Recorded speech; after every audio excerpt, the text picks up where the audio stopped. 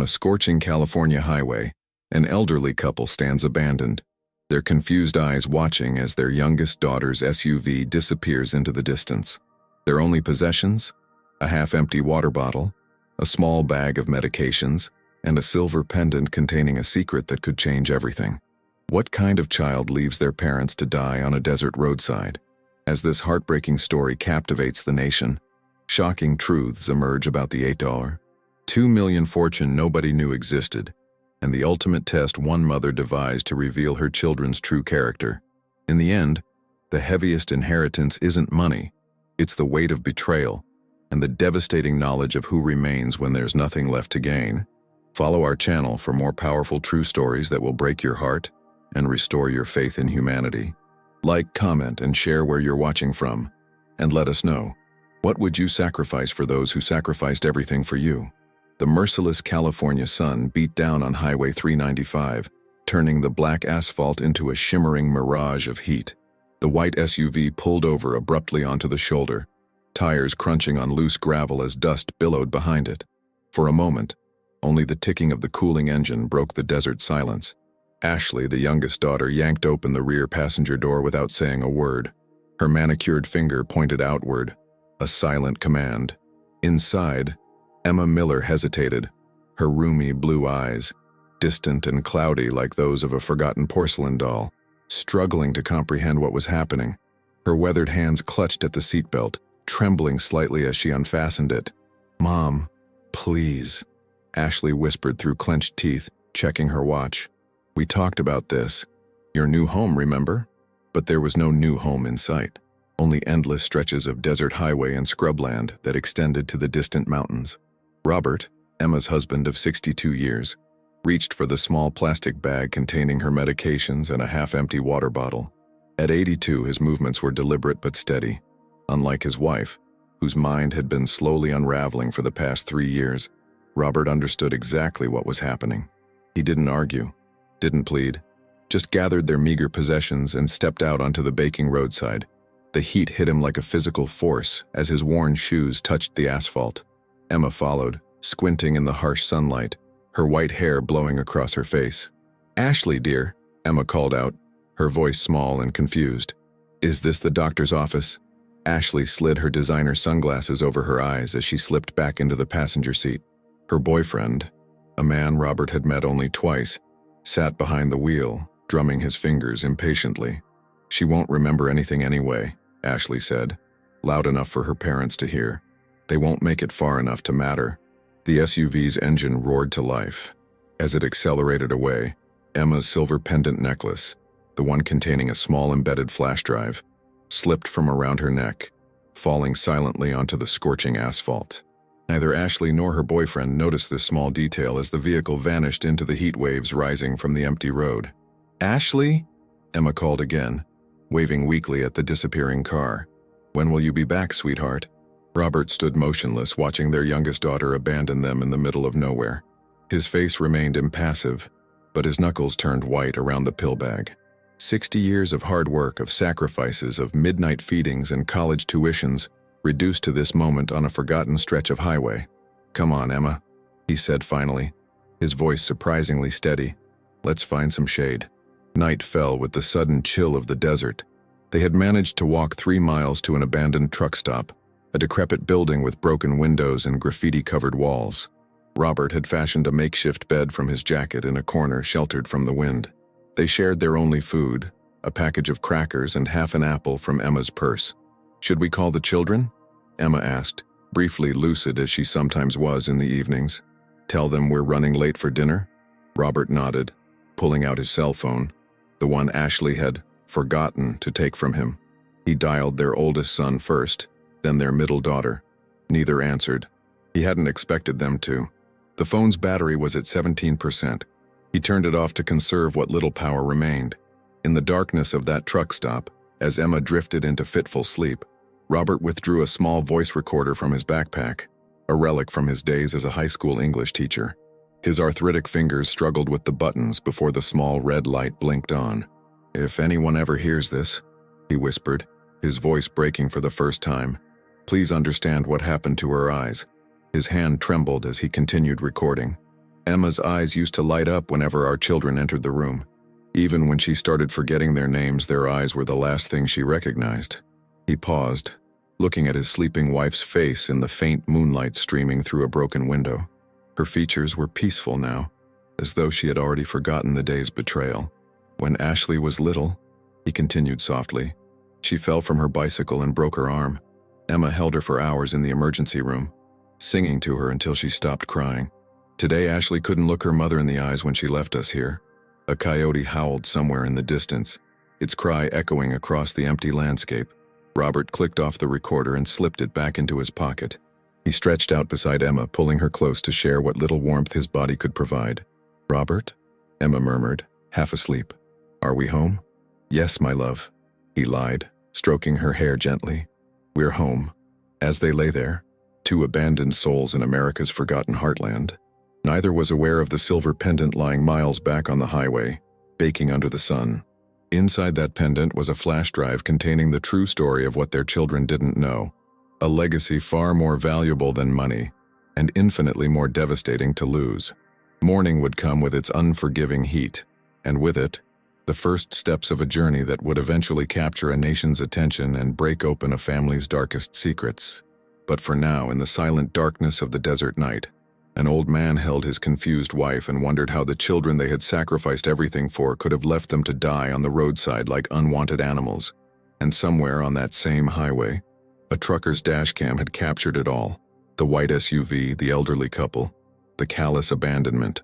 By sunrise, that footage would begin its viral journey across the internet, sparking the outrage of millions who would demand to know who would abandon their parents on a desert highway, and why. The first dominoes of exposure had already begun to fall. The security footage was grainy but unmistakable. The timestamp in the corner read 3:42 p.m. as two elderly figures shuffled across the abandoned gas station's cracked parking lot. Emma stumbled, her frail body pitching forward before Robert caught her with surprising strength for a man his age. His own exhaustion was evident in the stoop of his shoulders, yet he guided her with gentle persistence toward the small patch of shade offered by the weathered building's overhang. Johnny Delgado, a long-haul trucker with 20 years on America's highways, had stopped to check if the boarded-up Chevron station might still have a functioning bathroom. Instead, he found the elderly couple, Emma slumped against the wall, Robert kneeling beside her, carefully tipping water from their dwindling bottle to her parched lips. "Y'all need help?" Johnny had asked, approaching slowly so as not to startle them. Robert had looked up, pride warring with desperation in his weathered face.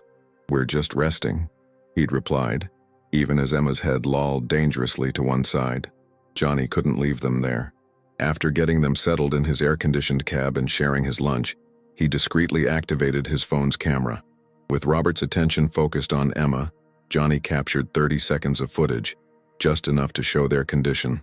That night, in a motel outside of Reno, Johnny uploaded the video to his TikTok account with the caption, "They told me this is freedom, but it smells like abandonment. Found these folks near Bishop, CA. No one's looking for them." Within hours, the algorithm took hold. By morning, Johnny's normally quiet account, usually featuring scenic road views and truck stop reviews, had exploded. 20,000 views became 100,000. Comments flooded in. "OMG, did you help them? This breaks my heart. Who leaves their parents like this? Monsters. Did you call the police? Please tell me you called someone." Johnny hadn't anticipated the response. He'd posted similar videos before. Homelessness in America, the forgotten corners of the country's consciousness. But something about these two elderly people struck a particular nerve. Perhaps it was Emma's vacant stare, or the way Robert maintained a dignified posture despite their dire circumstances.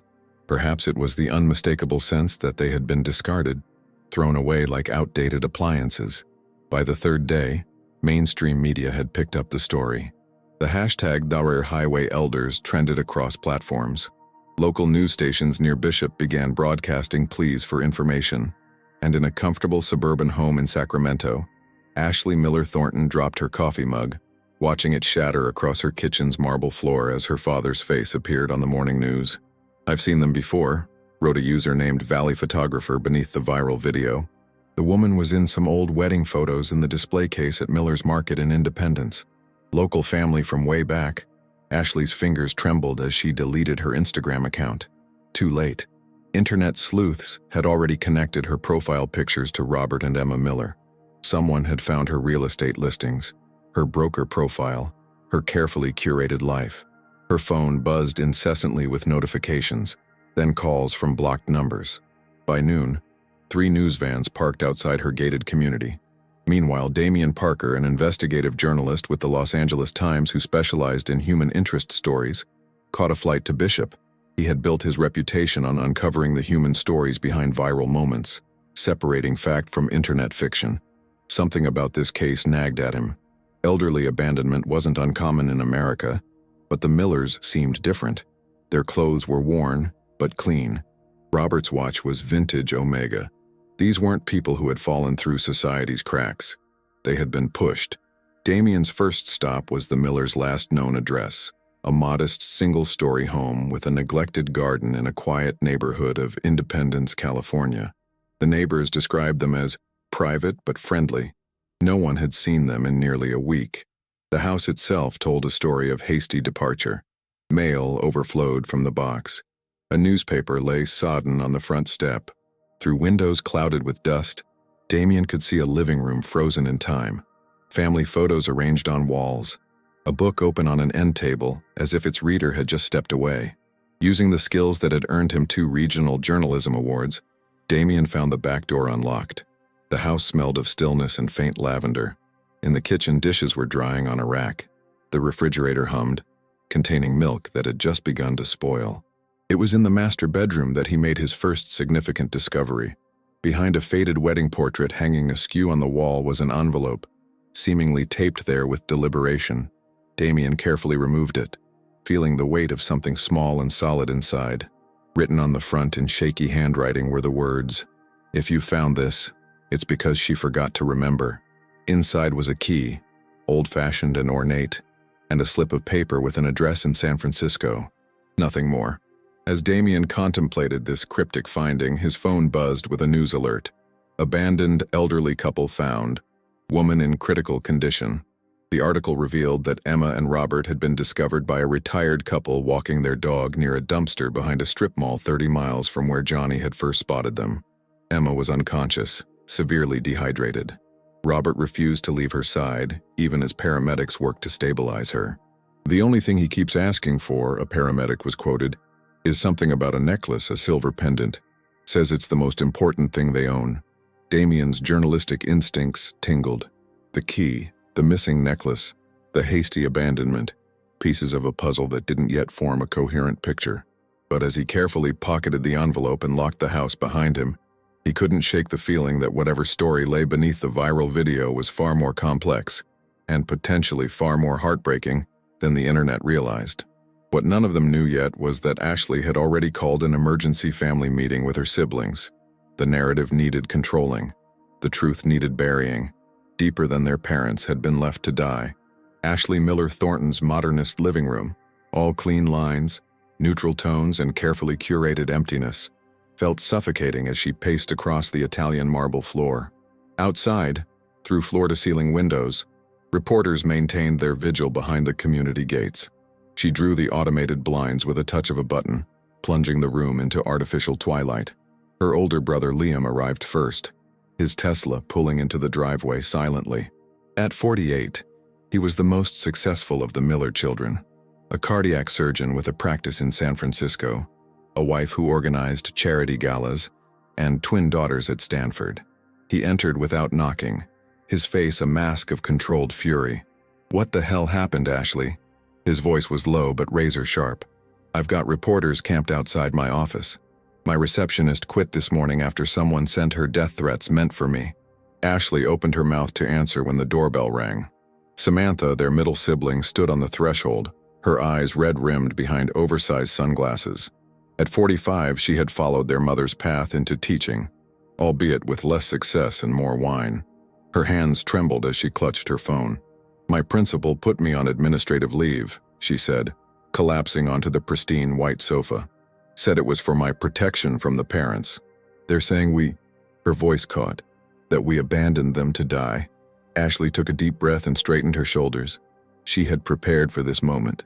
As a real estate broker who specialized in luxury properties, She had mastered the art of selling fantasy as reality. This situation required similar skills. "I need both of you to listen carefully," she said, her voice steady despite the hammering of her heart. "Mom and Dad made a decision. They told us they wanted to live free from constraints, from doctors, from medications, from being treated like children." "What are you talking about?" Liam's eyes narrowed. Ashley's boyfriend, Derek, emerged from the kitchen with a tray of drinks. He placed them on the glass coffee table without meeting anyone's eyes, then retreated to the hallway, present but separate from the family drama. "You know how Dad's been since Mom's diagnosis," Ashley continued, her voice taking on a practiced tremor. "He couldn't bear seeing her in a facility, couldn't stand the thought of being separated after 60 years. They asked me, begged me to help them escape." She dabbed carefully at the corner of her eye where a tear threatened to fall but never quite materialized. "They wanted one last adventure together, on their own terms." "That's absurd," Liam said, his medical training making him particularly skeptical. Dad's frail but cognitively intact. He'd never take Mom, with her advanced Alzheimer's, out into the desert with no plan. Ashley had anticipated this reaction. She pulled out her phone and showed them text messages she had sent to herself from her father's phone before disposing of it in a gas station trash can 50 miles from where she'd left them. "This is what Dad sent me the night before. Read it yourself." Samantha, always the most emotionally vulnerable of the three, grabbed the phone. "Ashley, your mother had a moment of clarity today. She said she doesn't want to die in a hospital bed. We've decided to take our fate into our own hands. Please understand. This is our choice. Tell your brother and sister we love them. But this is something we need to do." Tears streamed down Samantha's face as she handed the phone to Liam. "Why didn't they say goodbye to us?" she whispered. "They knew you'd try to stop them," Ashley said, placing a comforting hand on her sister's shoulder.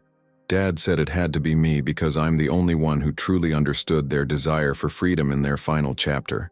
Liam read the message twice, his medical mind cataloging inconsistencies, his heart desperately wanting to believe there was a reason beyond the unthinkable.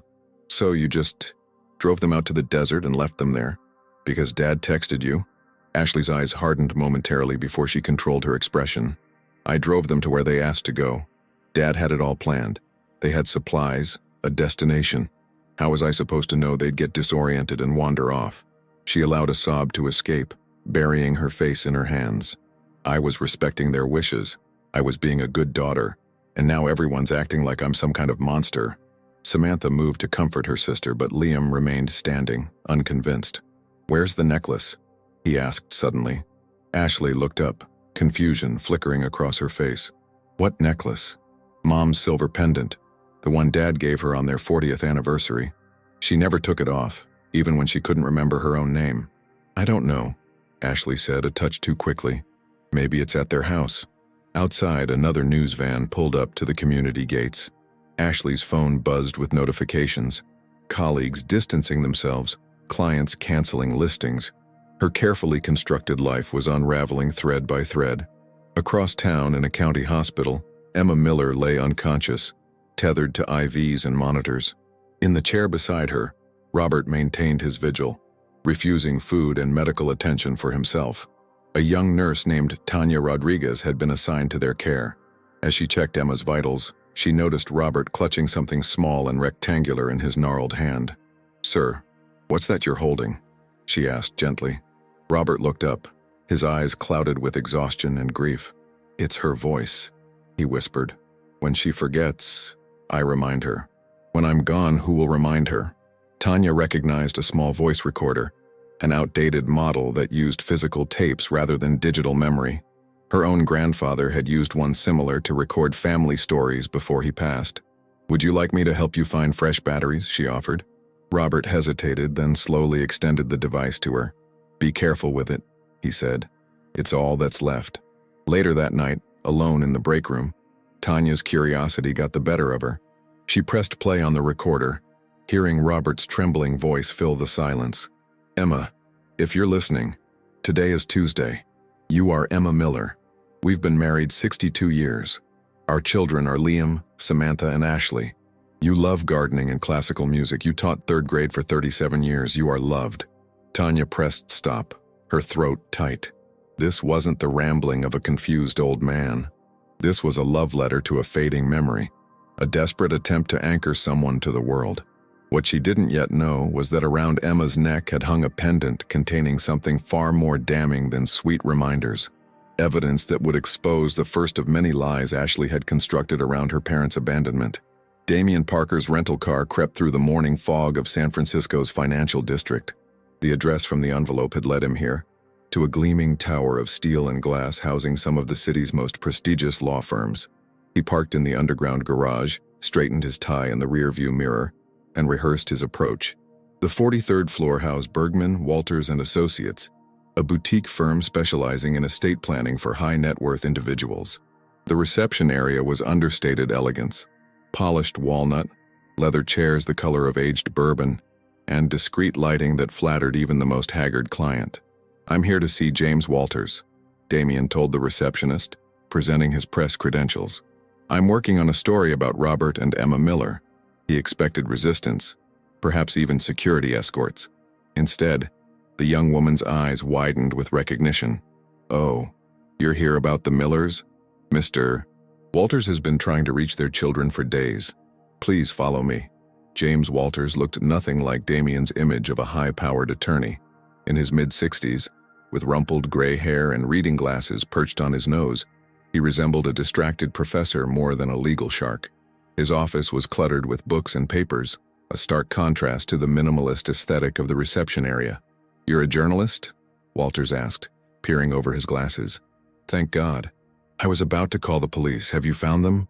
Are they safe?" Damian settled into a chair across from Walters' desk. "Mr. and Mrs. Miller have been located. They're in a county hospital near Bishop. Mrs. Miller is in serious condition. Mr. Miller is refusing to leave her side." Walters closed his eyes, his shoulders slumping. "I feared something like this might happen. When I couldn't reach them last week for our quarterly review, I called their daughter Ashley. She told me they were taking a spiritual retreat and didn't want to be disturbed." "Quarterly review of what exactly?" Damian asked, his reporter's instincts humming. Walters hesitated, weighing professional ethics against concern. "Mr. Parker, I'm going to tell you something in confidence, not for publication yet, because I believe the Millers may be in danger from the very people who should protect them." He pulled a thick file from his drawer, opening it to reveal a document with an official seal. 15 years ago, Emma Miller came to me alone. She had just won $12 million in the California state lottery. She didn't tell her husband initially, wanted to make sure it was managed properly first. Damian felt his pulse quicken. $12 million? But they live so modestly. Emma was a child of the Depression, never trusted banks or showy displays of wealth. She had me invest most of it in income-generating real estate throughout the western states. Small apartment complexes, storage facilities, unglamorous but steady returns. After taxes and conservative investments, the estate has grown to approximately $8.2 million. And their children know about this? Walters removed his glasses, polishing them with his handkerchief. That's where things get complicated. Emma had one non-negotiable condition. Her children were never to know about the money until after she and Robert had passed, with one crucial exception. He turned the document toward Damian. There, in formal legal language, was Emma Miller's last will and testament. Damian skimmed the document until a clause caught his eye. And in the event that any of my children should neglect or abandon either myself or my husband, Robert Miller, during our lifetimes, particularly in our final years when we may require care and support, said child or children shall be deemed to have predeceased us for purposes of inheritance, and their share shall be redistributed among those who have provided said care, or to the charitable organizations listed in Schedule B, if no qualifying heirs remain. She was testing them, Damian murmured, understanding dawning. She wanted to know who would care for them without the incentive of money. Emma came from nothing, Walters said quietly. She never forgot how people treated her when she had nothing to offer them. She wanted to know her children's true character. A chill ran through Damian as the pieces aligned, and now one of those children has abandoned them on a desert highway. Walters nodded grimly. Which is why I've been trying desperately to reach them. The moment I saw that viral video, I knew exactly what had happened. Does Ashley know about this clause? Impossible. The will is sealed. Only Emma, Robert, and I have seen its contents. Damian's mind raced with the implications. What about the necklace? Robert keeps asking about a silver pendant his wife wore. Walter's face paled. The pendant contains a small flash drive with the most recent version of their will, plus documentation of all their assets. Emma insisted on having it with her at all times, especially after her diagnosis. She said, "When I can no longer remember what I have, this will remember for me." Outside the office windows, fog swirled between skyscrapers, obscuring the view, much like the truth had been obscured in this family drama playing out across social media and news outlets. Damien understood now that he wasn't just chasing a human interest story about elder abandonment. He was witnessing the unraveling of a carefully constructed test, one that the Miller children were catastrophically failing. Meanwhile, at County General Hospital, Nurse Tanya Rodriguez had finished her shift but couldn't bring herself to leave. Emma Miller's condition had stabilized, though she remained unresponsive. Robert had finally succumbed to exhaustion, sleeping in the chair beside his wife's bed, his hand still clutching hers across the hospital sheets. During her rounds, Tanya had discovered the silver pendant on the ground near the emergency room entrance. Recognizing it from the description in Robert's ramblings, she had kept it safe, waiting for the right moment to return it. Curiosity had gotten the better of her, though, and she had examined the pendant closely, discovering the hidden flash drive built into its silver frame. Now, alone in the hospital's computer lab, she inserted the drive into a workstation, password protected, of course. She hesitated, then tried the obvious. Emma. Denied. Robert. Denied. She thought about what she had learned from the voice recorder and typed, 62 years. The drive unlocked. Dozens of audio files appeared on the screen, organized by date. The most recent was from the night before their abandonment. Heart-pounding, Tanya clicked play. Robert's voice, stronger than she had yet heard it, filled her headphones. Day 1, 218 of Emma's journey through the fog. Today, Ashley came by with that boyfriend of hers. Derek, I think. They were asking about our financial arrangements again. Emma had one of her clear moments, looked Ashley right in the eye and said, "When I'm gone, you'll have exactly what you deserve." Ashley seemed pleased by this. If she only knew what Emma really meant. A pause, then Robert continued. "I've hidden copies of the will in 3 places now. One with James, one in the house behind Emma's favorite painting, and one in this necklace. I don't trust Ashley anymore. Something changed in her when she started dating that man. The way she looks at us, like we're inconveniences rather than parents." Tanya's hand flew to her mouth. She clicked another file, this one from months earlier. Emma had a bad episode today. Couldn't recognize Samantha. Thought she was a home health aide. When Samantha left, Emma turned to me and whispered, "She never cries with truth in her eyes." It's the strangest thing. Even as her mind fails, Emma still sees people more clearly than anyone I've ever known.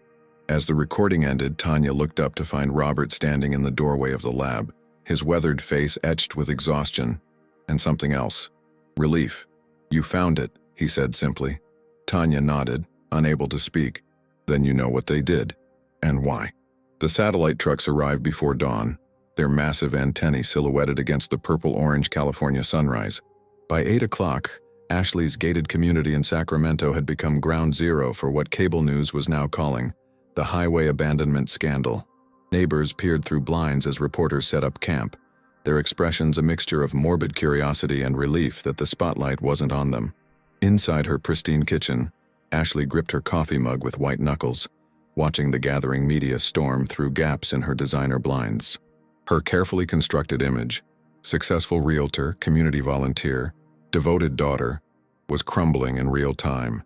Her phone hadn't stopped vibrating with messages from her broker, clients canceling listings, and friends suddenly too busy for their standing lunch dates. "They can't stay out there forever," Derek said, scrolling through his own phone with apparent disinterest. He had been unusually quiet since the story broke. His Instagram fitness empire, built on motivational platitudes about honoring your elders and family first, suddenly vulnerable to accusations of hypocrisy by association. The doorbell rang, its melodic chime incongruously cheerful amid the tension. Ashley froze, coffee sloshing over the rim of her mug onto the immaculate marble countertop. "Don't answer it," she hissed. Derek peered through the security camera feed on his phone. "It's Channel 7. Lisa Winters, the one who did that expose on nursing home abuse last year." "Jesus Christ," Ashley muttered, frantically wiping at the coffee stain. "This is insane. I was just respecting their wishes." Nobody's talking about Dad's right to make his own decisions. Derek's eyes narrowed slightly. Is that what happened, Ash? Because you told me they agreed to the assisted living facility. That's why we were driving them that day, remember? Before Ashley could respond, her phone lit up with her brother's name. She answered immediately, desperate for an ally. Liam, it's madness here. There are reporters everywhere saying the most awful. They found Mom and Dad. Liam interrupted, his voice clinical and detached. The same tone he likely used when delivering difficult diagnoses to patients. Mom's in serious condition. Severe dehydration, early-stage kidney failure, exposure. Ashley swallowed hard. But she'll be okay, right? She'll recover? Physically, maybe. Neurologically, the dehydration accelerated her cognitive decline.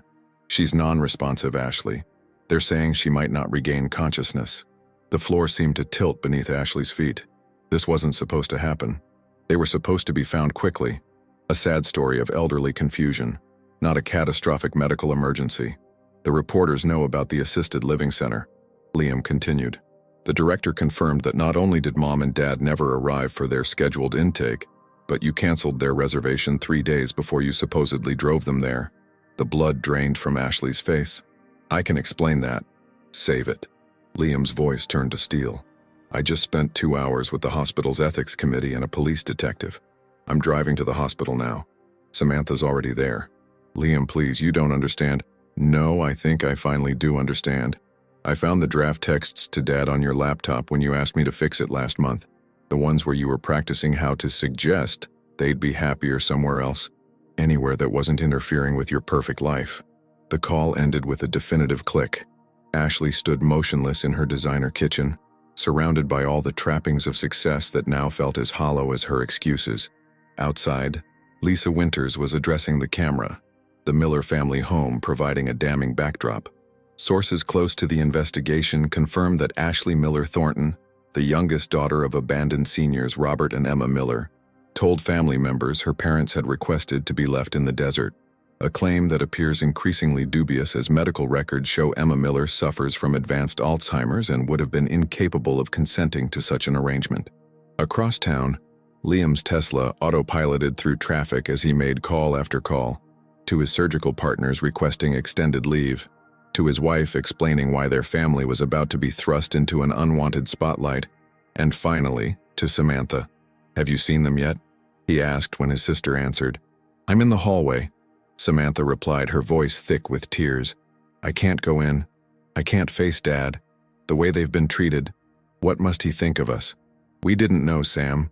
Ashley told us they were at Golden Sunset Assisted Living. We sent cards there, remember? We should have checked. We should have visited. We just accepted what she told us because it was convenient. The truth of her words stung like alcohol on an open wound. They had all been complicit in their parents' isolation, if not their abandonment, content to outsource their care to the sibling who seemed willing to handle the messy realities of aging. At County General, Nurse Tanya Rodriguez sat with Robert in the small hospital chapel. After discovering the contents of the flash drive, she had helped him bathe, shave, and change into clean clothes donated by the hospital charity closet. Now in pressed khakis and a button-down shirt too large for his diminished frame, Robert looked more like the retired English teacher he was than the homeless man the world had seen in viral videos. Your children are coming, Tanya said gently, passing him a cup of lukewarm tea from the cafeteria. Robert's weathered hands trembled slightly as he accepted the cup. Liam and Samantha? Tanya nodded. They've been trying to reach you. They said they thought you and Mrs. Miller were at an assisted living facility. A bitter smile twisted Robert's lips. Ashley's version of events, I presume. Always so creative with her storytelling, even as a child. Mr. Miller, the police want to speak with you about pressing charges. Robert's gaze drifted to the small stained glass window, where afternoon sun transformed simple colored panes into something almost transcendent. Did I ever tell you how Emma and I met?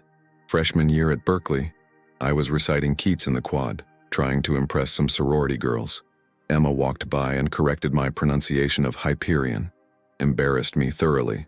He smiled at the memory, momentarily transported from the sterile hospital chapel to a sunlit university courtyard more than 60 years in the past. She always saw through pretense. Even now, when she doesn't recognize her own reflection, she somehow knows when someone isn't being truthful. It's in the eyes, she says. Tanya waited, sensing there was more. Ashley's eyes always gave her away. When she left us on that roadside, she put on sunglasses. Couldn't even look at us directly. He shook his head slowly. No, I won't press charges, but I won't shield her from the truth either. In the hallway outside Emma's room, a woman's voice rose in anguish. Samantha finally gathering the courage to enter, confronting the devastating reality of what had been done to her parents in the name of convenience. And in the hospital parking lot, Damian Parker arrived, flash drive in hand, the pieces of the Miller family puzzle finally coming together, revealing a picture of inheritance, betrayal, and a mother's final, desperate test of her children's character. The internet had rendered its verdict long before any legal proceedings began. The highway abandonment scandal dominated every social platform, with Ashley Miller Thornton cast as America's villain du jour. Her face, cropped from smiling real estate headshots and vacation photos, appeared in memes, videos, and increasingly creative expressions of public outrage. Street artists in Sacramento spray-painted "abandoned" across billboards, featuring her professional portrait. Her brokerage's Yelp page collapsed under thousands of one-star reviews. Ashley sat alone in her walk-in closet, the only space in her open-concept home that offered true privacy from the telephoto lenses trained on her windows. Her phone lit up with a text from her broker. Meeting canceled. Firm decision final. Termination paperwork being couriered. Please return company materials. No signature, no expression of regret or support, just the clinical severing of professional ties. In the bedroom beyond the closet door, she could hear Derek packing. He hadn't said he was leaving, not explicitly, but the sounds of drawers opening and closing, of hangers scraping across the rod told their own story. His fitness empire couldn't weather association with elder abuse. His brand, built on wholesome values and family-friendly content, was hemorrhaging followers by the minute. Ashley pressed her palms against her eyes until she saw stars. How had it gone so catastrophically wrong? She'd calculated everything so carefully. The remote location where they wouldn't be immediately found, the story about their desire for freedom, the canceled assisted living reservation. She hadn't anticipated viral videos or investigative journalists or her own brother's betrayal. She certainly hadn't anticipated Emma's medical decline happening so rapidly. The doorbell rang, a sound that now triggered an immediate fight-or-flight response. Ashley heard Derek's footsteps crossing the living room, followed by muffled voices. Not reporters this time. Worse. Ashley, Derek called, his voice carefully neutral. Your brother and sister are here, and someone from a law firm. She emerged from the closet, quickly applying lip gloss and straightening her designer loungewear, armor against judgment.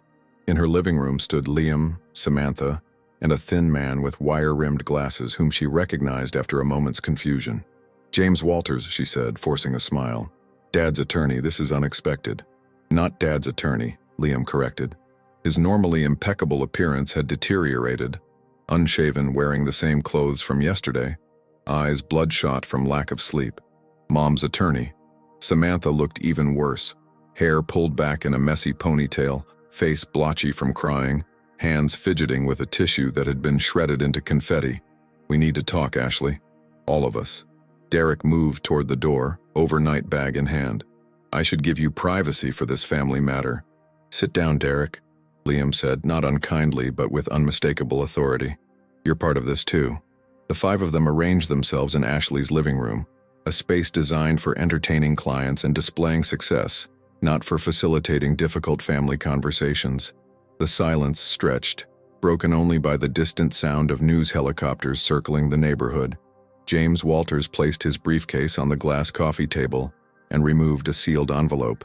Mrs. Miller authorized me to open this in the event of her incapacitation, in the presence of all three children. Is she? Ashley couldn't finish the question. Still unconscious, Samantha supplied, not meeting her sister's eyes. The doctors say the brain damage may be permanent. Walters opened the envelope with deliberate care and withdrew a document bearing an official seal. This is Emma Miller's last will and testament, executed 15 years ago and amended periodically since then, most recently 6 months ago. He adjusted his glasses and began to read the formal legal preamble, then paused to deliver the substance in plainer language. In essence, Mrs. Miller won a substantial lottery prize 15 years ago. She invested the winnings conservatively in income-producing properties throughout the western states. The current value of her estate is approximately $8.2 million. The number hung in the air like smoke. Ashley felt her chest constrict. $8.2 million. Her mother, frugal, modest Emma, who darned socks and saved aluminum foil, had been sitting on a fortune while living in a modest 3-bedroom ranch house with outdated appliances.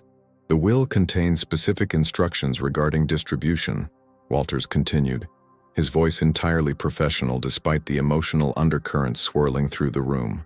Mrs. Miller stipulated that her estate would pass to those children who demonstrated genuine care and concern for both her and Mr. Miller in their final years. He looked up from the document, his gaze moving from Liam to Samantha to Ashley. Specifically, any child who neglects or abandons either parent is deemed to have predeceased them for purposes of inheritance. The implications landed like a physical blow. Ashley's mind raced, calculating angles, seeking loopholes. "Mom has Alzheimer's," she said quickly. She wasn't competent to make these decisions, and Dad, he agreed to the plan. They wanted freedom. They were tired of doctors and tests and— "Stop it," Samantha whispered, then louder. "Stop lying. We've seen the security footage from the gas station. We've talked to Dad. We know what happened." "You don't understand," Ashley insisted, her voice rising. "They were becoming a burden. The constant care, the doctor's appointments, the medications. Mom doesn't even recognize us anymore." "I was just what?" Liam asked quietly. "Just accelerating the inevitable? Just clearing the path for your inheritance?" "That's not fair," Derek interjected, finally breaking his silence. "Ashley has been carrying the weight of your parents' care alone for years while you two built your careers and lives elsewhere. And you think that justifies abandoning them on a desert highway to die?" Liam's voice remained steady, but his hands clenched into fists. "The doctors say if they hadn't been found when they were, Mom would already be dead. As it is, she may never regain consciousness." Ashley felt the walls closing in. "I can fix this," she said desperately. "We can say it was a misunderstanding, that they wandered off from a rest stop, that I've been looking for them frantically. The media cycle will move on. People will forget. Your mother won't forget," Walters said, his professional demeanor cracking slightly. Even in her condition, even with her memories fractured, she recognized what was happening. Mr. Miller recorded it. He placed a small recorder on the table and pressed play. Emma's voice, distant and confused but with a moment of startling clarity, filled the silent room. "She's leaving us here, isn't she, Robert? Our Ashley. I always knew her eyes would tell the truth someday." A sob tore from Samantha's throat. Liam closed his eyes, his physician's composure finally breaking. And Ashley felt something essential collapse inside her, like a building whose foundation had finally given way after years of invisible cracks. Outside, a volunteer group had gathered at the hospital, organizing a tribute to Emma and Robert. Strangers brought flowers, cards, and small gifts. A retired contractor offered to make their home wheelchair accessible. A group of Emma's former students, now middle-aged with children of their own, shared stories of the third-grade teacher who had changed their lives with small kindnesses, now magnified by time. And in Emma's hospital room, Robert held his wife's unresponsive hand, whispering poetry into the silence, Keats and Wordsworth and all the verses that had carried them through 62 years together. He didn't look up when the door opened, didn't acknowledge the reporter who stood respectfully at the threshold. "Mr. Miller," Damian Parker said softly, "I have something that belongs to your wife." In his outstretched hand lay the silver pendant, the final piece of Emma's silent testimony against the daughter who had failed her last, most crucial test. The morning dawned gray and somber, as if the California sky itself was in mourning. A fine drizzle, unusual for the season, misted the hospital windows, blurring the world beyond into indistinct shapes and muted colors. Inside room 317, monitors beeped their steady rhythm, marking time in the clinical way that hospitals measure life. Heartbeats, oxygen levels, neural activity. Emma Miller lay still, her silver hair spread across the institutional pillow like a halo.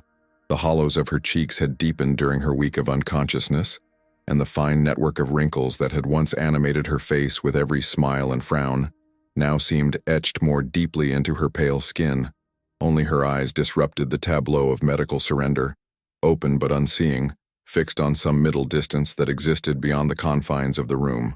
Robert sat where he had maintained his vigil for 7 days, his body curved toward his wife's like a parenthesis. His fingers, knotted with arthritis and spotted with age, remained interwoven with hers. He had barely left her side, accepting food when nurses insisted, but otherwise existing in the liminal space between hope and grief. Her eyes are open again, Nurse Tanya observed softly as she entered for her morning rounds. Robert nodded without looking up. They've been open since dawn. I think she's trying to tell me something. Tanya checked the monitors, made notations in the chart, and adjusted the IV drip with practiced efficiency. But her professional detachment had eroded over the days of caring for the Millers. She had listened to all the recordings on the flash drive pendant. She had held Robert's hand through the neurologist's grim prognosis. She had fended off reporters and brought extra blankets and sneaked in cookies from the bakery across the street. "Would you like me to read to her?" she offered, noticing the book of poetry on the bedside table. Keats, dog-eared and well-loved. "No, thank you," Robert replied, his voice a ghostly echo of its former resonance. "I think today I just need to talk to her myself." Something in his tone made Tanya pause. There was a finality there, a quiet acceptance that hadn't been present before. She checked Emma's vital signs once more and silently withdrew, leaving the door ajar, close enough to respond if needed, far enough to grant privacy. Outside in the hallway, Liam and Samantha arrived simultaneously from opposite directions. They had been taking shifts, spelling each other and their father in the endless bedside wait. Their faces showed the strain of the past week, the media frenzy, the public outpouring of both support and condemnation, the painful legal proceedings that had only just begun against their sister. "Any change?" Liam asked, his doctor's training instinctively reaching for clinical data. Samantha shook her head. "The neurologist came by at 6, said the same thing. Brain activity minimal, prognosis unchanged." Her voice caught. "Dad won't accept it. Keeps saying she's still in there." They paused outside the door, reluctant to intrude on what seemed like an intensely private moment between their parents. Through the narrow opening, they could see Robert leaning close to Emma, his lips moving in what might have been prayer or poetry, or simply the whispered accumulation of 62 years of shared history. Inside the room, Robert had taken the silver pendant, returned by the journalist and kept safe these past days, and placed it once more around Emma's neck. The small flash drive nestled against her collarbones, containing the digital record of their final journey. "Emma," he said, his voice steadier than it had been in days, "I think you're ready to go, aren't you? You're just waiting for permission." The monitors continued their steady electronic conversation. Outside, the rain intensified, drumming against the windows like impatient fingers. "I want you to know that I understand. I've always understood you better than anyone." He stroked her paper-thin hand, tracing the prominent blue veins that mapped a lifetime of work and love and sacrifice.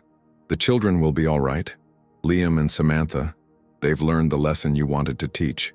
Not about money, but about what matters." Emma's open eyes reflected the gray light from the window, giving the momentary illusion of awareness. "And Ashley?" Robert's voice faltered slightly. "Ashley will have to live with what she's done. That's punishment enough, I think. Heavier than any inheritance could ever be." He reached into his shirt pocket and withdrew a folded piece of paper, its edges worn, its creases deep from countless foldings and unfoldings. "I found this in your sweater pocket. I think you meant for them to find it. After." His voice broke on the last word, the reality of imminent loss finally breaching his careful composure. With trembling fingers, he unfolded the note, revealing Emma's distinctive handwriting, shakier than in her prime but still recognizable, still essentially her. "The heaviest inheritance a child can carry is guilt," he read aloud, the words hanging in the air between them. Whether it was coincidence or something more mystical, at that precise moment, Emma's fingers twitched in Robert's grasp. Her lips parted slightly, and a soft exhalation, not quite a sigh, not quite a word, escaped. Robert leaned closer. "Emma, can you hear me?" Her open eyes shifted, the smallest movement, almost imperceptible, until they found his face. For one crystalline moment, recognition flickered there, a final surfacing of the woman who had been his partner, his adversary, his best friend, his comfort. Then her eyelids fluttered, closed, and the monitors began their urgent electronic screaming. In the hallway, Liam and Samantha heard the alarms and rushed forward. Tanya and the code team converged from all directions. But Robert raised his hand in a gesture that somehow stopped them all at the threshold. "No," he said simply. "This is what she wants." The medical professionals hesitated, caught between protocol and humanity. Liam stepped forward, his physician's training warring with his son's heart. "Dad, they can—" "No," Robert repeated more firmly. "She's ready. Let her go with dignity." Something in his voice, the absolute certainty, the calm in the center of chaos, made the decision for them all. Tanya stepped forward, silenced the alarms, and stepped back. The code team dispersed, and in the sudden quiet, Emma Miller took her final breath. Later, when the paperwork was complete and the necessary rituals of death had been observed, Tanya found something clutched in Emma's right hand, a small folded paper that had been in the pocket of her hospital gown. With gentle respect, she transferred it to Robert, who unfolded it with reverent care. In Emma's handwriting, a single line: "I remembered your eyes at the end. The day ended as gray as it had begun." The rain continued its gentle percussion against the hospital windows, and Robert Miller walked out of room 317 for the final time, carrying nothing but a silver pendant and the weight of a love that had transcended even the fog of forgetting. 7 days after Emma's passing, Robert Miller followed her into the great unknown. There was no medical crisis, no dramatic collapse, simply an old man who closed his eyes while listening to the final recording he'd made of his own voice and chose not to open them again. The doctors called it natural causes. Those who had witnessed his devotion recognized it as something more profound, the culmination of a love that could not bear separation, even by death.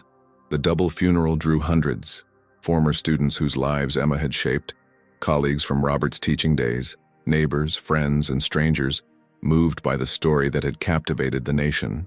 Under a sprawling oak in the cemetery where 5 generations of Millers rested, Liam and Samantha stood side by side, their faces etched with the complex grief of those who recognize their complicity in loss, only after it's too late to make amends.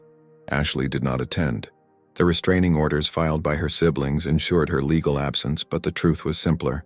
Shame had driven her into seclusion. The woman who had once cultivated her image with meticulous care now hid behind closed blinds in a rental cottage 3 states away, watching her disgrace play out across every media platform. After the simple service concluded, Emma and Robert had specified no religious trappings, just poetry and shared memories. A small group gathered at the modest ranch house that had been the Millers' home for nearly 40 years. Liam moved through the rooms with the awkward formality of someone who has visited too infrequently to feel truly at ease. Samantha lingered in the kitchen, running her fingers over the worn formica countertops where her mother had taught her to bake, her eyes filling with tears at the realization that such ordinary moments had become extraordinary in their absence. James Walters arrived precisely at 3 o'clock as stipulated in Emma's instructions. With him came Damian Parker, whose investigative reporting had transformed a viral video into a national conversation about elder care, family obligation, and the true nature of inheritance. "Your mother left specific instructions," Walters explained as they gathered in the living room. The reading of the will was to be accompanied by a screening of what she called the evidence of eyes. From his briefcase, he withdrew a small laptop and the silver pendant that had traveled from desert highway to hospital room to its final resting place, not with Emma, but in the hands of those left to reckon with her legacy. The pendant's flash drive contained not only the voice recordings that had already revealed so much, but a video file simply labeled "for after." Walters connected the drive, launched the file, and Emma Miller appeared on the screen. Not the Emma of confused eyes and vacant stares, but a version from 3 years earlier, before Alzheimer's had begun its inexorable theft of her essence. "If you're watching this," she began, her eyes clear and direct, "then Robert and I are gone, and the test has been completed." The room fell silent, even the ambient noises of the house seeming to fade as Emma's voice, stronger and more certain than any of them had heard in years, filled the space. "I never wanted money to define our family," she continued. "When I won the lottery, my first thought wasn't about what I could buy, but about what I could learn. Who would my children be if they believed we had nothing to offer but ourselves? Who would stay when staying offered no reward beyond the simple act of remaining faithful?" She shifted slightly, adjusting her posture with the unconscious dignity that had characterized her life. "The inheritance I leave isn't primarily financial, though there is money, quite a lot of it actually." A small, almost mischievous smile crossed her face. The true inheritance is the knowledge of who you are when tested. Liam, Samantha, you failed the test initially, allowing distance and busy lives to separate us. But you returned when truth was revealed. You stood beside your father in his final days. For this, your portion of the financial inheritance remains intact. Emma's expression hardened almost imperceptibly. Ashley, my youngest, my most ambitious child, you failed the test completely. You abandoned us not from neglect but from calculation. The clause in my will stands, you are deemed to have predeceased us for purposes of inheritance. She paused, and something like sorrow flickered across her features. But your true inheritance, the burden you will carry, is the knowledge of what you did. No amount of money could possibly weigh more heavily. Perhaps in time that weight will forge in you something stronger, something truer than the person who could leave her parents to die on a desert roadside. The video continued with specific instructions about the estate, the establishment of scholarships in their names at the local community college, provisions for the maintenance of the house as a residence for aging teachers of limited means, and other acts of generosity that reflected lives spent in service rather than acquisition. When the video ended, no one spoke immediately. The ghost of Emma Miller, teacher, mother, architect of this final lesson, seemed to linger in the room, challenging them to find meaning in loss. Nurse Tanya Rodriguez, invited at Robert's specific request, was the first to break the silence. He asked me to give you this, she said, withdrawing an envelope from her purse. He recorded it the night before he followed her. Inside was a small voice recorder, the same one Robert had used to document Emma's decline and their abandonment. Liam pressed play with trembling fingers, and his father's voice filled the room, weaker than in previous recordings, but infused with a serene certainty. My dear children, Emma's test is complete, but life's true examination continues. The real inheritance isn't what's left when someone dies. It's who remains when everyone else leaves. A pause filled with the sound of labored breathing. Forgive Ashley, not for her sake, but for yours. Emma understood, better than anyone, that the heaviest burdens are those we choose to carry long after we could set them down. The recording ended, and Liam and Samantha exchanged a glance heavy with recognition of the work that lay ahead. Not just the practical matters of estates and legalities, but the harder labor of forging something meaningful from profound loss. 3 months later, County General Hospital unveiled a new wing dedicated to elder care and neurological disorders. Funded by the Miller estate and championed by Nurse Tanya, who had been named chief administrator by the terms of Emma's will, the center quickly became known for its innovative approach to treating patients with dignity, regardless of cognitive capacity.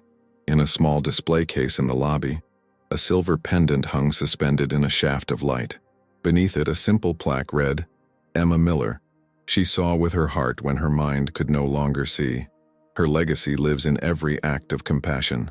And in the hospital garden, a bench bore an inscription in Robert Miller's handwriting. The true inheritance is who stays when everyone leaves.